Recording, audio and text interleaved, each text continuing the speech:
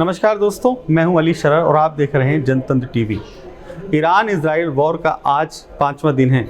आज 5वें दिन भी लगातार दोनों तरफ से गोलाबारी की जा रही है। इस बीच में बड़ा नुकसान भी दोनों देशों का हो रहा है। अगर इजराइल की माने तो इजराइल के साथ अमेरिका खुलकर ईरान पर बम बरसा रहा है, वहीं ईरान अकेला इस पूरी जंग को लड़ रहा है। अगर इस पूरे जंग से पहले की अगर माने तो ईरान के खुद वेबसाइट और ईरान के जो जिम्मेदार वहाँ के अधिकारी हैं उनका ये कहना था कि हमारे पास इतने मिसाइल, इतने जो ड्रोन तैयार हैं कि अगर हम एक दिन में 100 भी छोड़ें तब भी 15 साल तक इस लड़ाई को लड़ सकते हैं।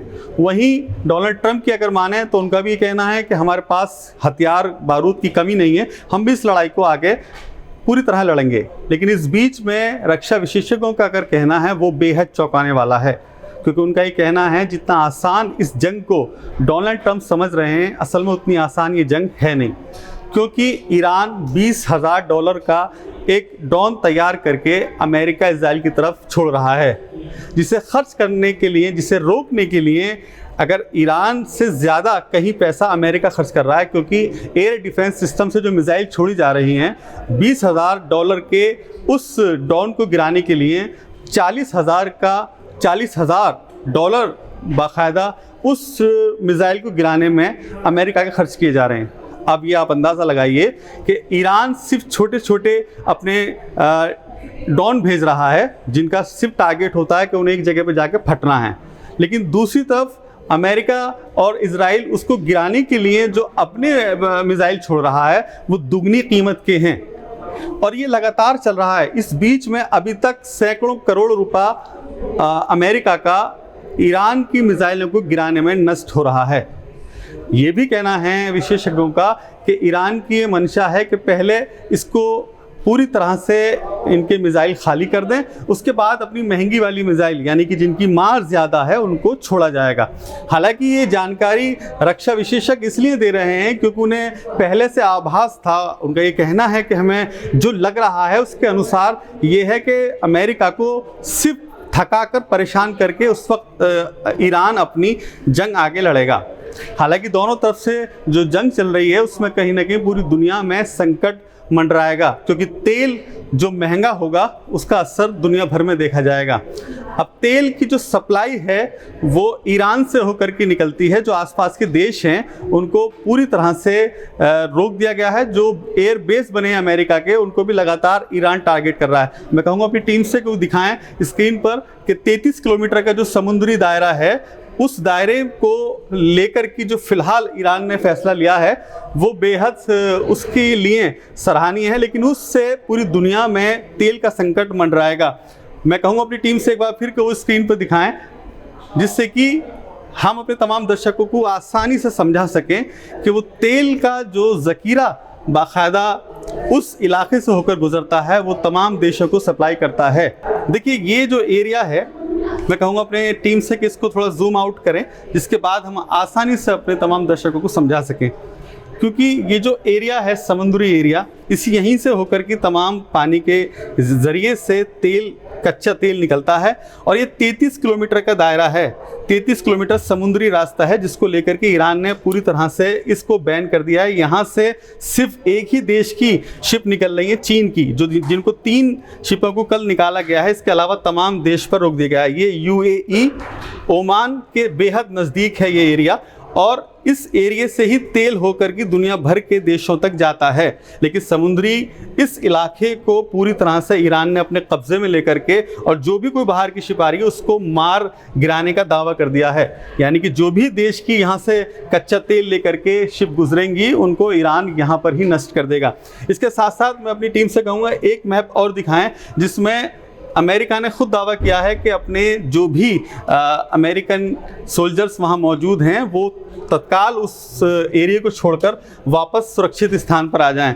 ये डर ईरान की तरफ से है। देख सकते हैं सीरिया, लेबनान, इजराइल, मिस्र, जॉर्डन, कुवैत, सऊदी अरब, बहरीन, कतर, UAE और ओमान, इस ईरान के आसपास के ये तमाम देश हैं, मुस्लिम देश, जहां पर ईरान खुद अपना अमेरिका ने एयरबेस तैयार कर रखा है, और ईरान जो भी ठीक अपने निशाने लगा रहा है इन देशों के, उन्हीं इलाकों में निशाने लगा रहा है जहां पर यूएस ने अपना एयरबेस बना रखा है। एक साफ मैसेज है ईरान की तरफ से कि अगर इस एरिया को आप नहीं खाली करेंगे तो हम यहाँ पर लगातार अपनी मिसाइल छोड़ते रहेंगे।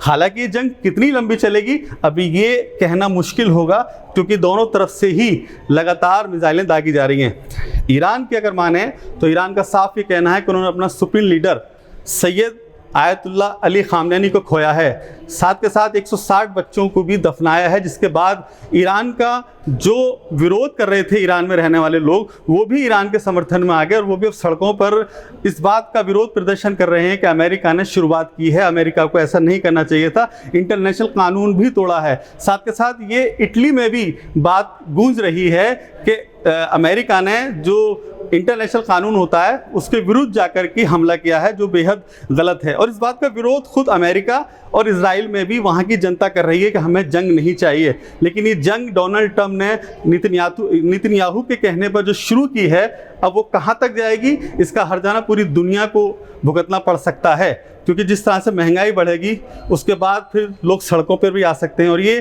कई देशों का हाल है, क्योंकि लगातार जब ये वॉर शुरुआत हुई थी तब से लोग पेट्रोल पंप पे जा रहे थे, क्योंकि मालूम है कच्चा तेल महंगा होगा, कच्चा तेल जब महंगा होगा तो उसकी फिर जो पेट्रोल पंप तक डीजल या पेट्रोल आता है उसकी कीमत में भारी इजाफा होगा। इसी के चलते लगातार लोग पेट्रोल भरवा रहे हैं अपने वाहनों में। लेकिन इस बीच में जो लोगों का नुकसान हो रहा है वो बहुत भयंकर है, क्योंकि कई देशों की अर्थव्यवस्था पर भी असर पड़ रहा है।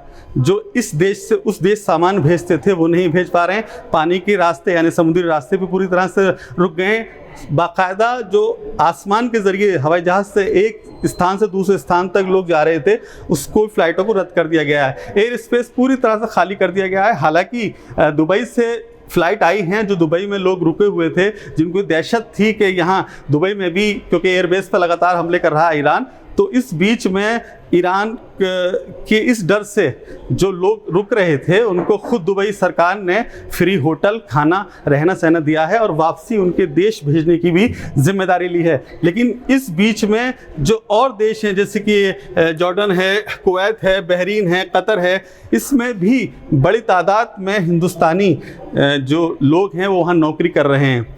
ये आंकड़ा अगर देखा जाए तो हज़ारों लाखों की तादाद में अभी भी ऐसे लोग हैं जो मुस्लिम कंट्रीज़ में अच्छे अच्छे पोस्ट पर और बाकायदा वहाँ पर नौकरी कर रहे हैं। लेकिन अब उनको भारत कैसे लाया जाएगा ये अपना में बड़ी चुनौती है। हालांकि भारत सरकार ने भी साफ कर दिया है कि अपने तमाम नागरिकों को वापस लाने की कवायद अब भारत सरकार ने शुरू कर दी है। लेकिन ये शुरुआत ही क्यों हुई, ये एक बड़ा सवाल है। खुद अमेरिका ने इस बात की शुरुआत कर दी है, जिसके बाद से पूरी दुनिया में एक जंग का माहौल बना हुआ है, एक दहशत का माहौल बना हुआ है, जिसको लेकर के अब कहीं ना कहीं लोग डर रहे हैं। लेकिन सवाल यही है कि आखिरकार शुरुआत ही क्यों की थी, जब टेबल पर बैठ कर की बात चल रही थी। खुद ईरान के जो रक्षा मंत्री हैं इस बात की पुष्टि कर चुके थे कि जब बात चल रही थी समझौते की और हमारी तरफ से भी कोई पहल नहीं थी तो फिर क्यों हमला किया गया। अब अमेरिका ने हमला किया है तो उसकी खत हम करेंगे।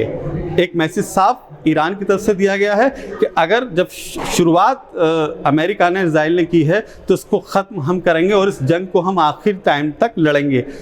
तमाम सोशल मीडिया पर जो वीडियो आ रही हैं उस वीडियो को अगर हम माने तो ईरान की जनता सड़कों पर उतरी हुई है। उसका ये कहना है कि हम पूरी तरह से अपनी सरकार के समर्थन में हैं और जो सरकार फैसला लेगी हम उसके साथ हैं। उधर से कहीं ना कहीं जो मुस्लिम देश हैं उनके भी लीडर्स भी अब में कहीं ना कहीं एक दहशत का माहौल बना हुआ है कि आखिरकार ईरान की जो मिसाइल हैं जिन्हें किस देश पर जा पड़े।